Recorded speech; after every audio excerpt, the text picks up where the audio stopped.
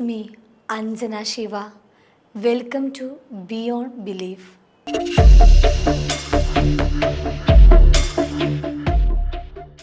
ബുദ്ധൻ, ശങ്കരൻ, ഹിറ്റ്ലർ ഇവരെല്ലാവരും തിരഞ്ഞു. യോഗികളും ഗവേഷകരും ഇപ്പോഴും തിരഞ്ഞുകൊണ്ടിരിക്കുന്നു ഹിമാലയത്തിലെ ഏറ്റവും നിഗൂഢമായ ഇടം.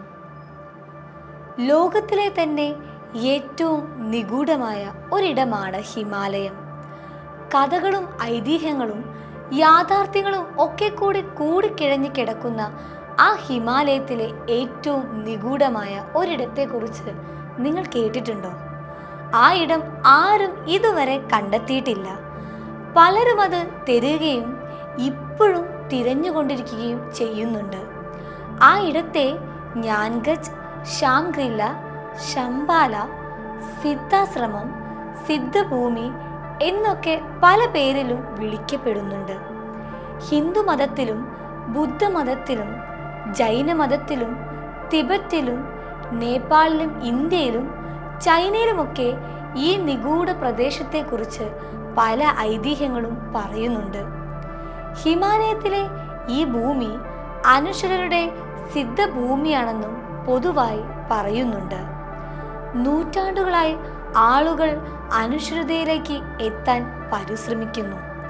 അതുപോലെ നൂറ്റാണ്ടുകളായി പല ആളുകളും ഹിമാലയത്തിലെ ഈ നിഗൂഢ ഭൂമിയിലെത്തുവാനും കഠിന പ്രയത്നം നടത്തുന്നുമുണ്ട്. അതിൽ ശ്രീബുദ്ധനും ആദിശങ്കരനും പല കാലഘട്ടത്തിലെ യോഗികളും ഗവേഷകരുമൊക്കെ ഉൾപ്പെടുന്നു. ചില വിശുദ്ധരായ ആളുകൾക്ക് ഈ ഇടം പ്രാപ്തമായില്ലെന്ന് ചില ഗ്രന്ഥങ്ങൾ വെളിപ്പെടുത്തുമ്പോൾ ഗവേഷകരും ശാസ്ത്രജ്ഞരും അതിൻ്റെ നിജസ്ഥിതി തേടിക്കൊണ്ടിരിക്കുന്നു. മരണഭയമില്ലാതെ ആളുകൾ ജീവിക്കുന്ന ജ്ഞാൻഗജ് തിബറ്റൻ ഹിമാലയൻ പ്രദേശത്ത് കൈലാസ പർവ്വത മേഖലകളിൽ സ്ഥിതി ചെയ്യുന്നതായി വിശ്വസിക്കപ്പെടുന്നു. ഇതിനെക്കുറിച്ചറിയാൻ പല പ്രഗത്ഭ പർവ്വതാരോഹകരും ശ്രമിച്ചിട്ടുണ്ട്. എവറസ്റ്റിനേക്കാൾ ഉയരം കുറഞ്ഞ കൈലാസ പർവ്വത മേഖലയിൽ പോലും പർവ്വതാരോഹകർക്ക് എത്തിപ്പെടാൻ സാധിക്കാത്തതിനാൽ നിഗൂഢകൾ ഇന്നും തുടരുന്നു. യോഗികൾക്കും സിദ്ധന്മാർക്കും മാത്രമാണ് ഇവിടേക്ക് എത്താൻ കഴിയുന്നതെന്ന് പറയുന്നു. ഐതിഹ്യ കഥകളിലും വിവിധ മതങ്ങളുടെ പുരാണങ്ങളിലും ഈ പ്രദേശം നിറഞ്ഞു നിൽക്കുന്നുണ്ട്. ഇത്തരം പുരാതന ഗ്രന്ഥങ്ങൾ പരിശോധിച്ചാൽ അസാധാരണമായ ആത്മീയ ശക്തികളും ജ്ഞാനവുമുള്ള യോഗികളുടെയും ഗുരുക്കന്മാരുടെയും ഋഷിമാരുടെയും വാസസ്ഥലമാണ് ഇവിടെയെന്ന് പറയപ്പെടുന്നു. ആത്മീയമായ ഉയർന്ന തലത്തിലുള്ള ഇവിടുത്തെ ആളുകൾ അമൃതത കൈവരിക്കുകയും ജീവിതത്തിൻ്റെയും മരണത്തിൻ്റെയും ചക്രത്തെ മറികടക്കുന്നുവെന്നുമാണ് വിശ്വാസം. ഹിന്ദുക്കൾക്ക് ഇവിടം ശ്രീ പരമേശ്വരൻ സ്ഥാപിച്ചതാണ്. പക്ഷേ അതേസമയം ബുദ്ധമത വിശ്വാസികൾക്ക് ഇത് ശ്രീബുദ്ധൻ കണ്ടെത്തി സ്ഥാപിച്ചതുമാണ്. ഇങ്ങനെ പലതും ഈ ഇടത്തെക്കുറിച്ച് നമുക്ക് കേൾക്കാൻ കഴിയും.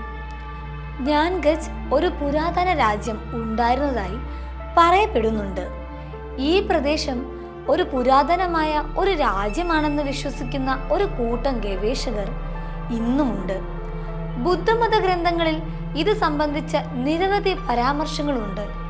ജ്ഞാൻഗജിന്റെ കൃത്യമായ സ്ഥാനം ഇതുവരെ കണ്ടെത്താനായിട്ടുമില്ല. ആമസോൺ കാടുകൾ പോലെ ഹിമാലയത്തിലെ പല മേഖലകളും മനുഷ്യരുടെ ഉപഗ്രഹങ്ങൾക്ക് പോലും കണ്ടെത്താൻ കഴിഞ്ഞിട്ടില്ല. ഈ പ്രദേശം ഒരു ഗോത്ര സമൂഹത്തിൻ്റെ ആയിരിക്കാമെന്നും അവർ നശിച്ചു പോയേക്കാമെന്നും അതല്ല ഇന്നും ആധുനിക മനുഷ്യരുടെ കണ്ണിൽപ്പെടാതെ ഹിമാലയത്തിൽ എവിടെയോ കഴിയുന്നുണ്ടാകുമെന്നും ഒക്കെ വാദങ്ങളുണ്ട്. നേപ്പാൾ, തിബറ്റ്, ഒരുപക്ഷെ ഉത്തരാഖണ്ഡ്, ഹിമാചൽ പ്രദേശത്തിനിടെയോ ചേർന്ന് പോലും ജ്ഞാൻഗജ് വന്നേക്കാമെന്നും പറയുന്നു. ഹിമാലയത്തിലെ കൈലാസ നിരകൾക്കും തിബറ്റിനും ഇടയിലാകാം ഇതിൻ്റെ സ്ഥാനമെന്നും പൊതുവായി പലരും അഭിപ്രായപ്പെടുന്നു. ഇവിടേക്ക് 4 പാതകൾ ഉണ്ടെന്നാണ് ഐതിഹ്യങ്ങൾ പറയുന്നത്. ആദ്യത്തേത് കൈലാസ പർവ്വതത്തിലേക്കുള്ള പാതയിൽ, രണ്ടാമത് ചന്ദ്രത്താൽ തടാകത്തിൽ നിന്നും ആരംഭിക്കുന്നത്, മൂന്നാമത്തേത് ലങ്കാധിപതി രാവണൻ തപസ് ചെയ്തുവെന്ന് പറയുന്ന രാക്ഷസതൻ നിന്നും ആരംഭിക്കുന്നത്. നാലാമത്തേത് ഗംഗോത്രിയിൽ നിന്നും ആരംഭിക്കുന്നത്. ചില റിപ്പോർട്ടുകൾ പ്രകാരം ജർമ്മൻ ഏകാധിപതി അഡോൾഫ് ഹിറ്റ്ലർ ഈ പ്രദേശം കണ്ടെത്താനായി ഒരു സംഘത്തെ നിയോഗിച്ചിരുന്നുവെന്ന് പറയുന്നുണ്ട്. സോവിയറ്റ് യൂണിയനും ഇതിനു മുമ്പ് ഈ പ്രദേശത്തേക്ക് തന്നെ ഗവേഷക സംഘത്തെ അയച്ചിരുന്നുവെന്നും പറയുന്നുണ്ട്.